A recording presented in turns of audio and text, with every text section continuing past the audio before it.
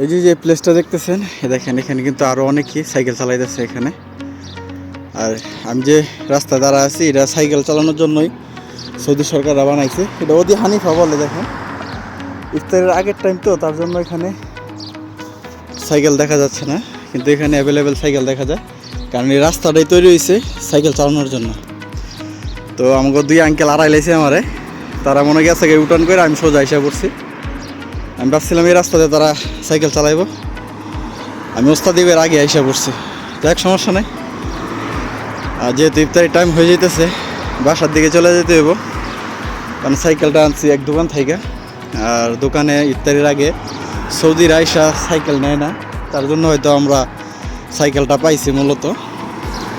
আর যে সাইকেলটা দিছে এটা আমাদের বাংলাদেশি ভাই সাইকেল দোকানে কাজ করে, আমাদের কাছ থেকে টাকা নেয় নাই, ভাই বেড়াদার বন্ধু বান্ধবের মতন চলাফেরা করে কি, তার জন্য হয়তো দিছে ভালোবাসার থেকে। যাক, আর বিকালের আবহাওয়াটা কিন্তু অমাইক। যারা ভিডিওটা দেখতেছেন, আমি জানি না আমার ফোনের ক্যামেরাটা কতটুকু সুন্দর অথবা ভালো, কিন্তু আমার কাছে খুব ভালো লাগতেছে আবহাওয়াটা অথবা ওয়েদারটা। এখানে দেখেন সিকিউরিটির জন্য কিন্তু রাস্তার কোনায় কোনায় পুলিশের গাড়ি দাঁড়ায় আছে।